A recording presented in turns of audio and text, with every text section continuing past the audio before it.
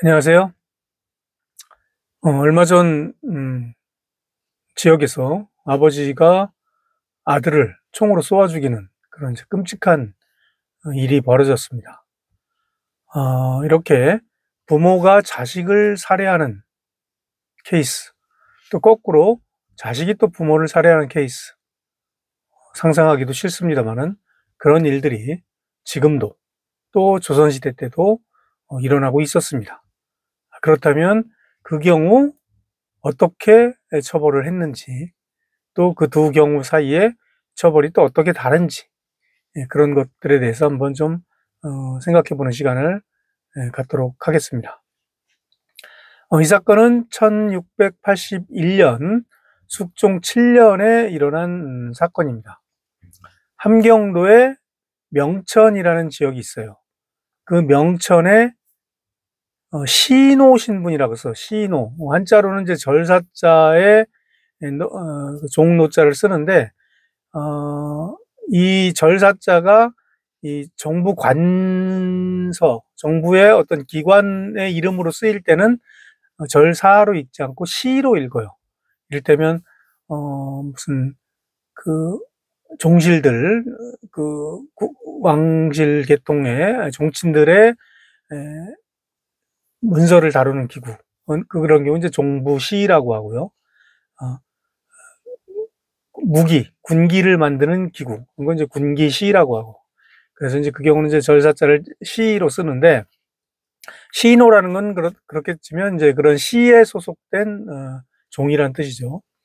그 명천의 시노에 산봉이라는 이제 시노가 있었는데, 이 사건은 그 산봉의 아내인 막금이 이제 벌였던 그런 이제 사건입니다.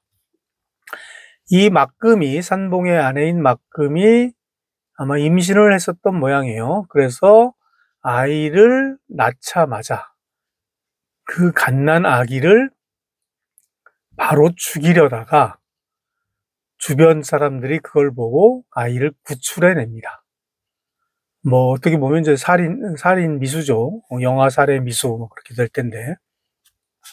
그래서 이제 붙잡아다가 그 경위를 이렇게 물으니까 거린으로 생활하다가, 거지란 얘기죠. 거린으로 생활하다 보니 애를 낳아서 기를 자신이 없었다. 그래서 마지못해 했다라는 그런 이제 진술을 합니다. 결국은 이제 뭐 가난 그런 그 이유겠죠. 그러니까 이제 이 어쨌든 살인 사건이 났으니 이제 그 함경도 감사인 윤계가 조정에 보고를 하고, 그 보고를 받은 형조가 다시 숙종에게 이제 그 보고를 합니다. 부모가 자식을 죽일 경우 사형으로 처벌하라라고 역대 왕들이 수교를 내린 적이 있었다. 그런 이제 이야기를 하고요. 다만 이것은 살인이 이루어진 경우에 대한 수교였다. 근데 이 경우는 이제 갓난아이를 죽이려다가 이제 미처 이루어지진 않았던 거죠. 미수죠. 근데 이제 대명률의 규정이 어떻게 되느냐? 대명률에 따르면 자식을 부모가 죽였을 경우에도 장 60대를 치고 도형 1년으로 처벌하도록 되어 있다. 결국은 우리가 준용하던 법률인 대명률과 왕의 수교가 좀 다른 거죠. 그런 이제 차이를 어떻게 우리가 해결할 것이냐라는 이제 문제가 일단 있었고요. 다음으로 이 두 가지는 모두 다 살인이 이루어진 경우, 즉 아이를 이미 죽였을 경우입니다. 그렇다면 이거는 이제 미수이니까 그럼 또 어떻게 처벌해야 될지, 그래서 이제 숙종에게 이제 판단을 해달라라고 이제 올립니다. 그러니까 이제 숙종이 이제 이런 이야기를 합니다. 부모가 자식을 사랑하는 것은 인지상정이다. 그런데 그 사랑해야 될 자식을 죽이려고 했다는 것 자체가 괘씸하다. 비록 주변 사람들이 제지해서 이루어지진 못했지만 그 마음의 자취는 죽인 것과 마찬가지다. 따라서 사형으로 판결해서 이런 그 풍속과 교화를 바로잡아야 한다. 대신들이 의논해서 아래라. 이제 이런 지시를 내려요. 그러니까 이제 그 당시 영의정이었던 이제 김수항이라는 사람이 의견을 올립니다. 함경도가 외딴 변방이라 그 풍속이 매우 사납고 어리석지만 자기 자신의 아이를 죽이려는 것이 어찌 본심이겠습니까? 다른 도에 비해서 생계도 어렵고 또 부역도 무거우니 부모 자식이 서로 보호할 수 없기 때문입니다. 그래서 오히려 불쌍하게 여길지언정 미워할 수 없는 현실이다. 이런 이야기를 해요. 어떻게 보면 상당히 구조적이고 본질적인 문제죠. 애를 낳아도 키울 수 없는 현실. 특히 이제 이 아이가 갓난아이가 사내 아이였거든요. 사내 아이 같은 건 나중에 군역 부담까지 지게 되죠. 그럼 또 더욱더 부담이 이제 가중되는 그러한 현실을 아마 지적한 것이라고 볼 수가 있습니다. 계속 이어서 김수항은 이제 이런 이야기를 합니다. 또 죽인 것도 아니고 죽이지 않았으니 못하였으니까 살인이 이미 이루어진 것과는 차이가 있다. 그래서 법을 적용하면서 살인한 것과 그러니까 살인 미수와를 똑같이 처벌할 수는 없다. 그래서 사형에서는 한 등급을 줄여야 된다. 이런 의견을 숙종에게 아뢰입니다. 다른 이제 대신들도 비슷한 의견이었어요. 그러니까 일단 그럼 막금은 가두어 두었다가 나중에 다시 의논하자라고 일단 그 결론을 내립니다. 그러고 한 1년 한 반 남짓 지나서 숙종 9년 1683년에 그 당시 승지였던 지금으로 치면 대통령 비서관이죠. 승지 서문중이 이제 건의를 합니다. 대명률에 부모가 자식을 죽였을 때 장 60대를 치고 도형 1년을 귀양을 보낸다라는 그런 법조문은 다 취지가 있는 것이다.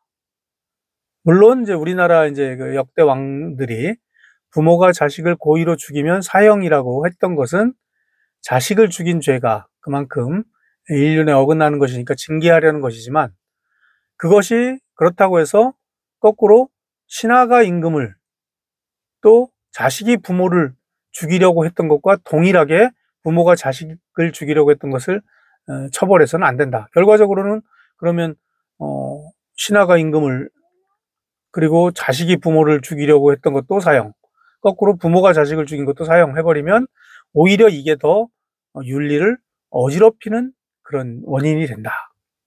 그래서 너그럽게 용서를 해야 된다라는 이제 의견을 밝혀요. 그러니까 이제 숙종이 그러면 부모가 자식을 죽인 경우는 그동안은 이제 그 선왕의 수교가 있으니까 대명률과 달리 적용을 해왔는데 그러면 대명률 법조문대로 장 60에 도 1년으로 하라.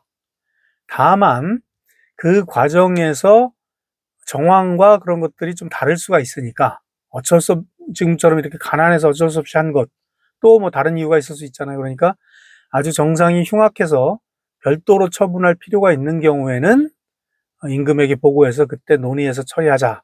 그렇게 이제 그 결론을 내립니다. 막금은 사실은 정상이 흉악한 경우는 아니죠. 어떻게 보면 어쩔 수 없는 그런 경우라고 볼 수가 있었습니다. 그러니까 막금은 석방을 합니다. 그런데 뭐 이미 1년 반을 갇혀 있었기 때문에 뭐 대명률의 장 60에 도 1년 그런 것보다 더 오래 갇혀 있었던 셈이니까 어떤 의미에서는 이제 충분히 넘치게 죗값을 치렀다라고도 이제 볼 수가 있습니다. 그러니까 이제 그럼 이걸 계기로 해서 이제 법률 규정에 조금씩 변화가 오기 시작합니다. 그 말씀드렸던 이제 대명률에는 그 대명률에 이제 정확한 규정이 이렇게 됐어요.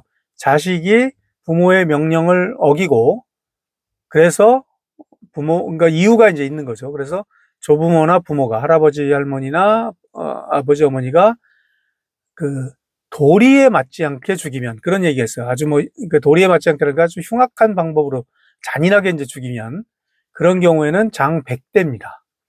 그리고 기타 고의로 죽이면 장 60에 도 1년. 그러니까 그동안 우리가 이제 장 60에 도 1년이라고 했던 것은 부모가 자식을 죽이되 이제 의도를 가지고 이제 죽였을 경우, 일반적인 경우를 이제 이야기한 거고요. 아주 이제 흉악한 방법으로 잔인하게 죽이면 이제 그 장이 100대. 이 경우도 이제 사형은 아니에요. 그래서 이제 우리나라 법전인 속대전, 영조 22년, 1746년에 나왔던 속대전에는 어떻게 이제 이것이 이제 변형이 되느냐. 부모가 자식을 죽이거나 또 형이 아우를 죽였는데 그 의도가 흉악하면 일반 살인죄, 서로 싸우다가, 보통 사람끼리, 서로 관계없는 사람끼리 서로 싸우다가 때려 죽인 죄로 처벌한다. 일반 살인죄를 적용한다. 그러니까 의도가 흉악할 경우, 에 이제 하나는 거죠. 그리고 자녀를 죽이려고 계획하였다가 실행하지 못할 경우에는 원지정배한다. 먼 지역에 귀양을 보낸다. 그렇게 그 속대전에 이제 규정이 되게 됩니다. 이제 이에 대해서 이제 정의학용 선생이 이제 흠음신서에서 이제 해설을 합니다. 시기에 따라 지역에 따라 이런 규정이 계속 바뀐다는 거죠. 중국 한나라 때는 자식 죽인 죄를 이제 일반 살인죄와 똑같이 처벌을 했습니다. 그런데 송나라 때는 도2년으로 완전히 달라지죠. 그리고 대명률의 규정과 속대전의 규정도 우리가 알아봤는데 조금씩 다르죠. 이렇게 이제 처벌 규정이 다른 이유는 부모가 자식을 죽인다는 상황에서의 정황이 각각 다르기 때문이다. 그래서 일률적으로 논하기 어렵기 때문이다. 그래서 아주 이제 우리가 누구든지 그걸 이해할 만한 정황일 경우에는 도형, 그래서 짧은 기간 귀양을 보내는 거죠. 그리고 의도가 아주 흉악한 경우에는 살인한 것으로 이제 적용을 한다라는 거죠.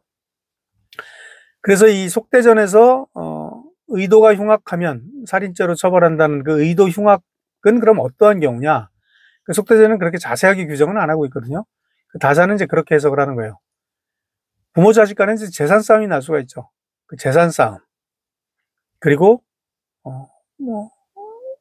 간음을 했을 경우. 그리고 또 이제 어머니가 죽고 나서 아버지가 후처를 얻어서 후처에게 빠져서 자식을 안 돌본다든가 그런 경우. 그래서 후처에게 또 자식이 있을 수가 있죠. 그럼 후처가 짜고 전처 자식을 죽이려고 한 경우가 있을 경우 아닙니까? 이제 이런 경우를 다 흉악한 경우로 봤어요. 재산 싸움, 주로 간음, 또 후처 관련 이런 것들. 그래서 이런 경우는 이제 살인죄로 처벌을 하고 그렇게 이제 하도록 했던 거죠. 그래서 숙종이 이제 대명률을 따르되 사형죄를 적용할 경우에는 그때그때 아뢰라고 했던 것도 이런 이제 의도가 각각 다르기 때문에 그런 것들을 감안하라는 것이다. 이런 이제 해설을 하고 있습니다. 지금까지 이 막금이 자기 갓난아기를 살해하려다가 미수에 그친 그것에 대한 처벌의 논의를 통해서 그 당시 조선시대 사회가 이제 상하 질서를 상당히 중시했던 성리학적인 사회였다라는 것을 다시 한번 확인을 하게 됩니다. 자식이 아비를 죽이는 것은 신하가 임금을 죽이는 것과 똑같은 가장 큰 범죄로 봤습니다. 그래서 10악이라고 해서 제가 예전에 이제 10가지 아주 가장 큰 범죄 행위를 아마 설명을 했던 적이 있는데요. 그 10악 중에 하나가 바로 이제 자식이 아비를 죽이는 겁니다. 그런데 거꾸로 부모가 자식을 죽일 경우에는 그보다는 훨씬 덜한 그런 처벌을 했습니다. 그런데 재미있게도 오늘날에도 정도는 약간 다르지만 그 정신은 그대로 계승이 되고 있습니다. 현재 형법을 보면 부모를 살해한 존속 살해죄는 가중처벌하게 돼 있어요. 그런데 부모가 자식을 죽이면 일반 살인죄로 처벌을 합니다. 그리고 이제 이 사건과 유사하다고 볼 수 있는 영아살해, 갓난아이를 죽였을 경우 이거는 이제 그 처벌 규정이 바뀌었어요. 그러니까 옛날 형법 251조에는 이런 구절이 있습니다.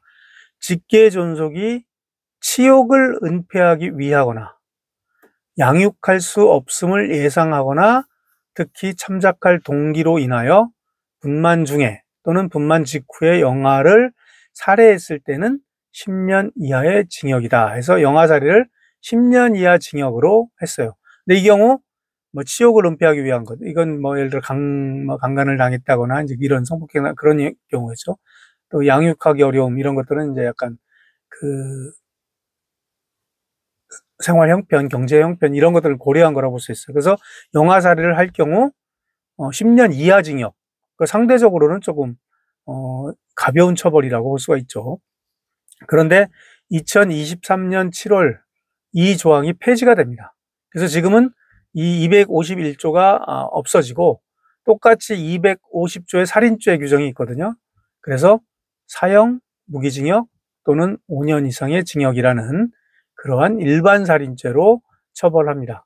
그만큼 우리 이제 대한민국의 형법에서도 영아살이를 어느 정도 인정을 하다가 지금은 중대한 범죄로 인식을 한다는 거죠.